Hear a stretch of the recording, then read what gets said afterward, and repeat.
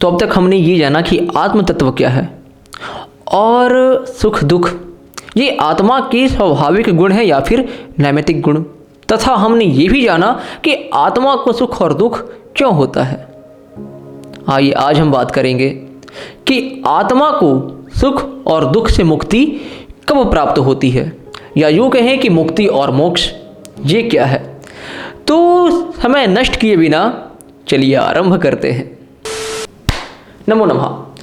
मैत्रेय वाणी इस YouTube channel पर मैं मैत्रेय कश्यप आपका हार्दिक स्वागत करता हूँ। तो मोक्ष या मुक्ति ये आखिर है क्या और इसके साधन क्या है, आइए जानते हैं। लेकिन सबसे पहले हमें ये जानना होगा कि महर्षि पतंजलि का योग दर्शन क्या कहता है। तो यदि आप महर्षि पतंजलि का योग दर्शन पढ़ेंगे तो उनमें आप एक सूत्र पाएंगे जो कि ये कहता है कि योगश्चित्त वृत्ति निरोधः, अर्थात चित्त के वृत्तियों का निरोध करना ही योग है। इसे ऐसा समझते हैं कि चित्त की चंचलता को रोकना क्या कहलाता है भाई, ये योग कहलाता है। इसको थोड़ा और आसान भाषा में समझे तो मन को एक जगह स्थिर रखना, मन को इधर उधर अधिक भटकने नहीं देना, इसे हम योग कह सकते हैं। कुछ लोग योग को कुछ और तरीके से परिभाषित करके रख दिए हैं, जैसे कि यदि आप व्यायाम कर रहे हैं तो लोग उसे योग के नाम दे दिए हैं। जैसे आजकल विश्व योगा दिवस मनाया जाता है, तो ये जो 21 जून को विश्व योगा दिवस मनाते हैं तो उसमें लोग योग ना करके व्यायाम कर रहे होते हैं, जबकि योग अलग चीज़ है। योग का अर्थ होता है मिलना। आखिर किससे? उस परम तत्व से, उस परम परमेश्वर से, उस ऊर्जा से मिलना होता है हमें जो अनंत है। उस चेतन तत्व से मिलना होता है हमें जो स्वयं आनंद स्वरूप है। यदि हम उनसे मिलते हैं तो यह योग कहलाता है। तो ये योग की सिद्धि आखिर हम कैसे प्राप्त करें, आइए हम इसी योग दर्शन के माध्यम से जानने का प्रयास करते हैं। चित्त के वृत्तियों के रोकने से और मोक्ष के साधनों में प्रवृत्त रहने से 5 प्रकार के क्लेश से जीव को मुक्ति प्राप्त हो जाती है और वो मोक्ष को प्राप्त होता है। लेकिन जब तक ये 5 प्रकार के क्लेश जीव के साथ जुड़े हुए रहेंगे तब तक जीव को मुक्ति नहीं प्राप्त हो सकती। आखिर वो 5 प्रकार के क्लेश क्या है? पहला है अविद्या, दूसरा है अस्मिता, तीसरा है राग, चौथा है द्वेष और 5वां है अभिनिवेश। कहा जाता है कि अस्मिता आदि जो 4 क्लेश है इन सब की जननी अविद्या है। मतलब अविद्या इतनी बुरी चीज़ है कि मनुष्य उसमें एक बार जब फंस जाता है तो वो बाहर नहीं निकल पाता है और उसी में फंस करके वो जीवन मरण दुख रूपी सागर में हमेशा डूबता रहता है और हमेशा वो दुखी रहता है। आखिर ये अविद्या है क्या और अविद्या के लक्षण क्या है, आइए थोड़ा विस्तार में समझने का प्रयास करते हैं। पहला तो ये कहते हैं कि अनित्य में नित्य बुद्धि करना और नित्य में अनित्य बुद्धि लगाना अविद्या का पहला लक्षण है। अर्थात कि जितने भी स्थूल शरीर है, जितने भी कार्य शरीर है उसमें नित्य बुद्धि लगाना, मतलब जो चीज़ें नष्ट हो जाएगी, जो चीज़ें छिन्न भिन्न हो जाएगी उसमें नित्यता ढूंढना। जैसे कि आज ये माइक मैं देख रहा हूँ तो ज़रूरी नहीं है कि 100 साल बाद जब मैं देखूँ तो ये माइक मुझे इसी अवस्था में मिले, क्योंकि माइक जो है ये अनित्य है, ये हमेशा ऐसे ही नहीं रहने वाली है। जैसे कि मैं मर जाऊंगा तो जलाने के पश्चात मैं राख बन जाऊंगा, मैं 5 तत्वों में विलीन हो जाऊंगा। अब कोई 1000 साल बाद मुझे ढूंढने आए कि मैत्रेय कश्यप कहाँ गया भाई, मुझे उससे मिलना है, तो ये संभव ही नहीं है, क्योंकि मैं अनित्य हूँ, मैं नित्य नहीं हूँ। तो मुझ जैसे स्थूल शरीर में नित्य बुद्धि लगाना या जो नित्य है उसको अनित्य मानना, जैसे ईश्वर, जीव, प्रकृति, ये नित्य है। अब मैं ये कह दूं कि नहीं जीव मरता है या प्रकृति नष्ट हो जाती है पूरी तरह से या ईश्वर खुद को मार लेते हैं फिर से पैदा कर देते हैं, ऐसा व्यर्थ बुद्धि करना अर्थात नित्य चीज़ों में अनित्य बुद्धि लगाना। जैसे ईश्वर का जो गुण कर्म स्वभाव है उसको अनित्य मानना, या जीव का जो गुण कर्म स्वभाव है उसको अनित्य मानना। तो ये क्या होती है भाई? नित्य में अनित्य बुद्धि लगाना अविद्या का एक लक्षण है। दूसरा ये है कि अपवित्र चीज़ों में पवित्र बुद्धि लगाना और पवित्र चीज़ों में अपवित्र बुद्धि लगाना। तो अपवित्र चीज़ क्या है? इसे ऐसा समझते हैं कि जैसे गंदगी है, ठीक है, लोग उसी गंदगी में रह रहे हैं और उनको मज़ा आ रहा है कि हाँ भाई गंदगी है तो क्या दिक्कत है, मज़ा आ रहा है ना। फॉर एग्जाम्पल लोग शराब पीते हैं और नाले में कूद जाते हैं, या और कहीं कहीं आप देखोगे लोग शराब पी करके रोड पर रेंगते रहते हैं सांपों की तरह, ठीक है, घूमते रहते हैं, उन्हें उसी में मज़ा आता है। तो ऐसे गंदी चीज़ों में वो पवित्र बुद्धि लगा रहे कि नहीं, उनको भाई पवित्रता है इसी में मज़ा आ रहा है, दैट्स इट। और तो और कुछ लोग ऐसे होते हैं जो कुएं, नदी इत्यादि जगह पर नहा करके ये मान लेते हैं कि हमारे जो पाप है वो धुल जाएंगे। अपने आप को लोग भूखा रखते हैं, कई कई टाइम तक लोग क्या करते हैं, अपने आप को भूखा रखते हैं। तो ये क्या हो गया भाई? जबरदस्ती भूखा रखते हैं इन द नेम ऑफ व्रत, उपवास। तो उपवास अलग चीज़ है, व्रत अलग चीज़ है, लेकिन जबरदस्ती भूखा रहना ये अलग चीज़ है। तो लोग क्या करते हैं, जबरदस्ती भूखे रहते हैं और उसे को पवित्र मानते हैं। तो ऐसे अपवित्र चीज़ों में पवित्र बुद्धि लगाना, जैसे मैंने एक एग्जाम्पल दिया ना कि नदी में नहाने से लोग ये मान लेते हैं कि उनके पाप धुल जाएंगे, जबकि जो कर्म किए हो भाई उसका फल मिलेगा ही मिलेगा। तुम बेवकूफ़ किसे बना रहे हो? ईश्वर को। तुम अपने आप को बेवकूफ़ बना रहे हो। तुम अपवित्र चीज़ों में पवित्र बुद्धि लगा रहे हो। इससे क्या होगा भाई? जो कर्म किए हो उसका फल मिलेगा तो दुखी हो जाओगे कि मैं तो ये नदी नहाया था, वो नदी नहाया था, तो मेरे पाप क्यों नहीं धुले। तो ये जो अविद्या है इसकी वजह से आपको दुख होगा। और जितनी भी पवित्र चीज़ें हैं उनमें अपवित्र बुद्धि लगाना, जैसे कि सत्संग, ईश्वर का उपासना करना, यज्ञ हवन करना, ब्रह्म यज्ञ करना अर्थात ईश्वर का स्तुति करना, उपासना करना, प्रार्थना करना इत्यादि, अच्छे अच्छे कर्म करना, धर्म कार्य करना, सत्संग में बैठना, सत्पुरुषों को सुनना, ये सब ना करके उनमें अपवित्र बुद्धि लगाते कि भाई ये सब कौन करेगा, हटाना, ये सबसे कुछ नहीं होता। तो अपवित्र चीज़ों में पवित्र करना और पवित्र चीज़ों में अपवित्र बुद्धि का लगाना, ये विद्या का दूसरा भाग है, अर्थात अविद्या का दूसरा भाग है। और इसके ठीक विपरीत क्या है भाई? विद्या। जैसे नित्य में नित्य देखना और अनित्य में अनित्य देखना, पवित्र में पवित्र देखना और अपवित्र में अपवित्र देखना। अब आते हैं तीसरा लक्षण क्या है, अविद्या का तीसरा लक्षण क्या है? तो वो ये है कि दुख देने वाली चीज़ों में मनुष्य सुख ढूंढता है और सुख देने वाली चीज़ों में दुख ढूंढता है। जैसे समझते हैं कि दुख देने वाली चीज़ क्या है, जैसे काम, क्रोध, लोभ, मोह, ईर्ष्या इत्यादि, इन सब में लिप्त होकर के वो सुखी संपन्न रहना चाहता है, जो कि संभव नहीं है। अब वही दूसरी ओर देखते हैं तो सुख देने वाली चीज़ें जैसे मित्रता, प्रेम, ईश्वर भक्ति, ये सब चीज़ों में मनुष्य क्या होता है, वो दुखी होना समझता है। तो ये अविद्या का तीसरा लक्षण है। अविद्या का चौथा लक्षण ये है कि अनात्मा में आत्मबुद्धि करता है और आत्मा में अनात्म बुद्धि कर लेता है। मतलब जड़ पदार्थ को वो चेतन के रूप में समझता है और चेतन को जड़ के रूप में समझता है। मैं इसे ज़्यादा एक्सप्लेन नहीं करूँगा, कुछ बुद्धि आप भी यूज करें। तो अविद्या के ये कुछ 4 लक्षण महर्षि पतंजलि ने अपने योग दर्शन में बताया है।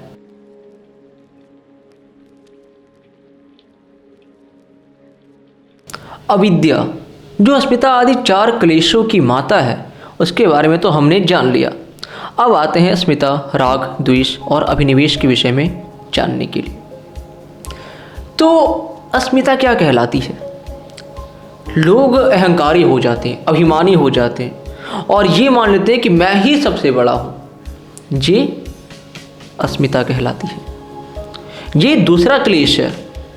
तीसरा क्या है भाई? ये राग है।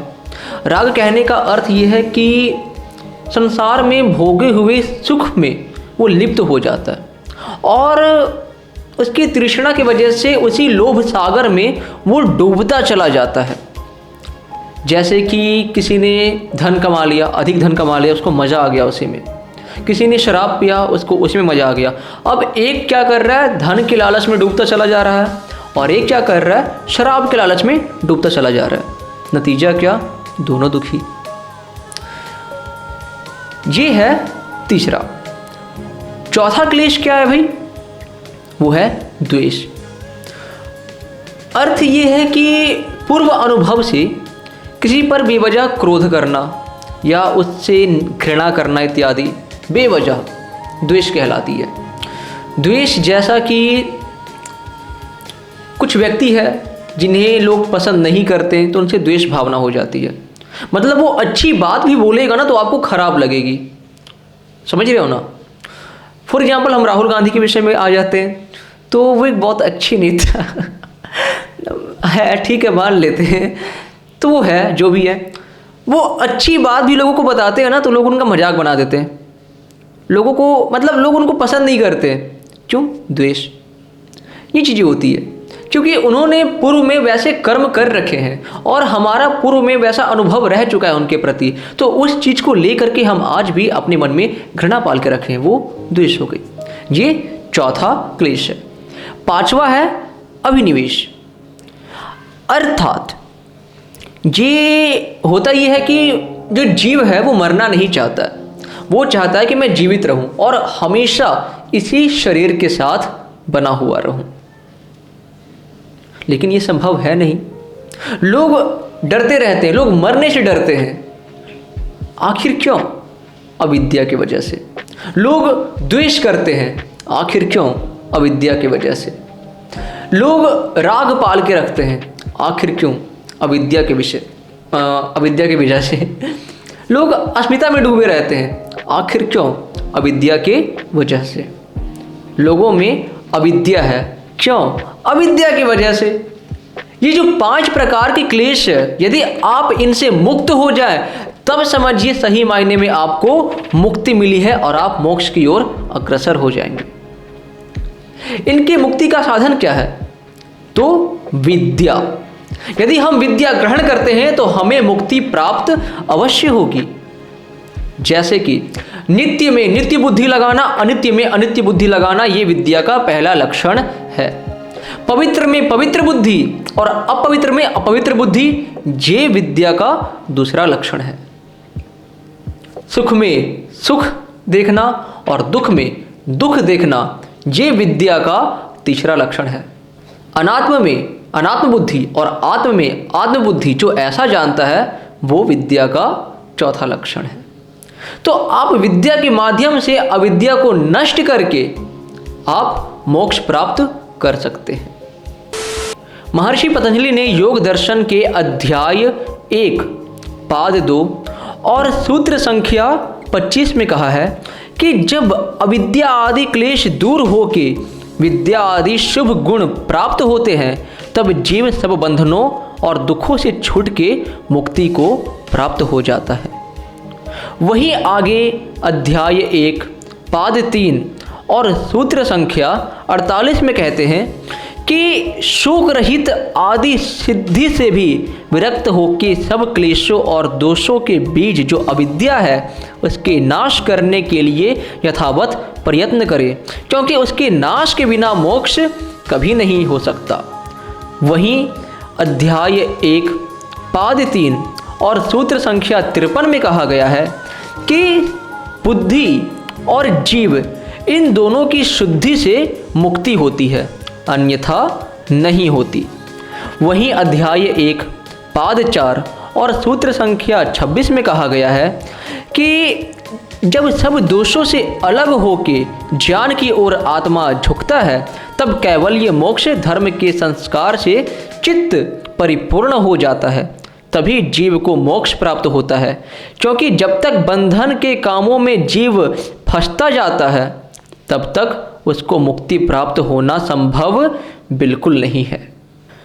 आगे अध्याय 1 पाद 4 और सूत्र संख्या 34 में कहते हैं कि कारण के सत्व रजो और तमो गुण और उनके सब कार्य पुरुषार्थ से नष्ट होकर आत्मा में विज्ञान और शुद्धि यथावत हो के स्वरूप प्रतिष्ठा जैसा जीव का तत्व है, वैसा ही स्वाभाविक शक्ति और गुणों से युक्त होके शुद्ध स्वरूप परमेश्वर के स्वरूप विज्ञान प्रकाश और नित्य आनंद में जो रहना है, उसी को कैवल्य मोक्ष कहते हैं। यहाँ पर महर्षि पतंजलि ने मोक्ष का बहुत ही सुंदर वर्णन किया है। आइए जानते हैं कि न्याय दर्शन में गौतम आचार्य ने क्या बातें कही है मोक्ष के विषय में। न्याय दर्शन के रचयिता महर्षि गौतम ये कहते हैं कि मिथ्या ज्ञान अर्थात अविद्या के नाश हो जाने से जितने भी दुख है उनका नाश हो जाता है, वो नष्ट हो जाते हैं। जैसे अधर्म, वासना, काम, क्रोध, मोह, लोभ, ईर्ष्या इत्यादि, ये सारी चीज़ों का अभाव हो जाता है और इनका नाश होने से, इनका अभाव होने से दुखों का अभाव हो जाता है। और जब जहाँ पर दुख नष्ट हो जाते हैं वहाँ पर जीव परमानंद मोक्ष में ईश्वर के साथ अर्थात उस ब्रह्म के साथ आनंदित ही आनंदित रहता है और इसी अवस्था को न्याय दर्शन में मोक्ष कहा गया है। तो मोक्ष प्राप्त करने का जो आपके पास मेन हथियार है वो पहला तो योग है, और वो भी कैसे? विद्या के साथ, अर्थात आप विद्या को ग्रहण करें और उसे अपने कर्मों में उतारें और इसी विद्या और कर्म के माध्यम से आपको मोक्ष की प्राप्ति होगी। जैसे कहते हैं ना ईशोपनिषद में, विद्याम च यस्तद् वेदो भयं सह अविद्या मृत्युम तीर्त्वा विद्यामृतमश्नुते। तो जो कोई भी विद्या और कर्म को एक साथ अपने अंदर धारण करता है वो कर्म से मृत्यु को त्याग कर विद्या से अमरत्व को प्राप्त हो जाता है। आगे न्याय दर्शन के अध्याय 1 अनेक 1 और सूत्र संख्या 21 और 22 में कहते हैं कि सब प्रकार की बाधा अर्थात इच्छा विघात और परतंत्रता का नाम दुख है। उस दुख के अत्यंत अभाव और परमात्मा के नित्य योग करने से जो सब दिन के लिए परमानंद प्राप्त होता है उसी का नाम मोक्ष है। मतलब योग दर्शन में और न्याय दर्शन में महर्षि ने अर्थात महर्षि पतंजलि ने और महर्षि गौतम ने कितने अच्छे से मोक्ष के बारे में वर्णन किया है। आइए कुछ और प्रमाण देखते हैं ब्रह्मसूत्र अर्थात वेदांत दर्शन के बारे में। आइए अब वेदांत दर्शन में देखते हैं कि इस दर्शन के अंतर्गत मोक्ष के विषय में क्या बातें कही गई है। तो वेदांत दर्शन के अध्याय 4 पाद 4 सूत्र 10, 11, 12 उसमें ऐसा कहा गया है कि व्यास जी के जो पिता जो बादरी आचार्य थे उनका मुक्ति विषय में ऐसा मत है कि जब जीव मुक्त दशा को प्राप्त होता है तब वह शुद्ध मन से परमेश्वर के साथ परमानंद मोक्ष में रहता है और इन दोनों से भिन्न इंद्रियां आदि पदार्थों का अभाव हो जाता है। इस विषय में व्यास जी के मुख्य शिष्य जो जैमिनी थे उनका ऐसा मत है कि जैसे मोक्ष में मन रहता है वैसे ही शुद्ध संकल्प में शरीर तथा प्राण आदि और इंद्रियों की शुद्ध शक्ति भी बराबर बनी रहती है। तो इस मुक्ति विषय में बादरायण जो व्यास जी थे उनका ऐसा मत है कि मुक्ति में भाव और अभाव दोनों ही बने रहते हैं अर्थात क्लेश, अज्ञान और अशुद्धि आदि दोषों का सर्वथा अभाव हो जाता है और परमानंद, ज्ञान, शुद्धता आदि सब सत्य गुण का जो भाव है वो बना रहता है। तो यहाँ पर हमने 3 अलग अलग शास्त्रों में देखा कि मोक्ष क्या है और मोक्ष मनुष्य को कैसे प्राप्त हो सकती है। तो यदि आप मोक्ष को प्राप्त करना चाहते हैं अर्थात उस परम आनंद से जुड़ना चाहते हैं और दुखों से मुक्त होना चाहते हैं तो आपको अज्ञान को मिटाकर अपने भीतर ज्ञान की रोशनी को जलाना पड़ेगा। क्योंकि जितने भी क्लेश आपने देखा है आज वो सब अज्ञानता के कारण ही है। जब अज्ञानता का नाश हो जाएगा तब जितने भी दुर्गुण दुर्व्यसन है उसका नाश हो जाएगा, जितने भी दुख है उनका नाश हो जाएगा और तब जाकर के आपको सुख की अनुभूति होगी। यदि आप ईश्वर के बताए गए मार्ग पर चलेंगे, उनके दिए हुए ज्ञान के ऊपर चलेंगे, तो आप निश्चित तौर पर दुखों से मुक्त होकर सुख की ओर बढ़ चलेंगे।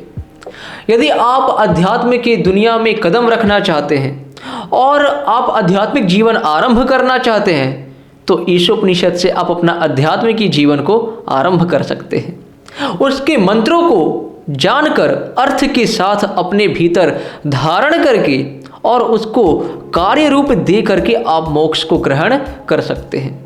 जैसे ईशोपनिषद के 2 मंत्र हैं, वो ये कहते हैं कि विद्यां च यस्तद् वेदो भयं सः अविद्या मृत्युम तीर्त्वा विद्यामृतमश्नुते संभूतिं च विनाशं च यस्तद् वेदो भयं सः विनाशेन मृत्युम तीर्त्वा संभूत्यामृतमश्नुते। तो इन मंत्रों पर आप अर्थपूर्वक विचार करेंगे तो आपको पता चलेगा कि इन 4 चीज़ों से, अर्थात विद्या, कर्म, संभूति और असंभूति, इनसे आप उस ईश्वर तक कैसे पहुंच सकते हैं, कैसे आप उस परम आनंद को फील कर सकते हैं। आशा करता हूं आपको ये वीडियो बहुत पसंद आई होगी। अगर पसंद आई होगी तो बहुत अच्छी बात है, बहुत अच्छी बात है। और आप चाहते हैं कि ये मोक्ष के विषय में बाकी लोगों को भी पता चले, तो आप प्लीज़ शेयर ज़रूर करना। और चैनल पर नए हो तो आपको भाई नमस्ते, कैसे हैं आप? आई होप बहुत अच्छे होंगे, मैं भी बहुत अच्छा हूँ, आप भी बहुत अच्छे हैं। सो भाईचारा बनाते हैं। आप चैनल पर नए हैं, अब से आप नए नहीं रहेंगे। आप प्रॉमिस कीजिए कि आप हमेशा आते रहेंगे और अपना प्यार यहाँ पर बांटते रहेंगे। बांटते रहने का मेन सेंस है कि कमेंट सेक्शन में आपको बताना है कि मैंने वीडियो कैसी बनाई, सही बनाई, नहीं बनाई, या फिर कुछ गलतियां रह गई हो, कुछ त्रुटियां रह गई हो, तो आप वो हमें बता सकते हैं। इससे हमारा भाईचारा बढ़ेगा। आप बताते तो हमें पता चलता है कि हाँ, मैं सही जा रहा हूँ, नहीं जा रहा हूँ। बाकी सब ईश्वर के हाथ में और मेरा कर्म है, क्या ही कहूँ आगे।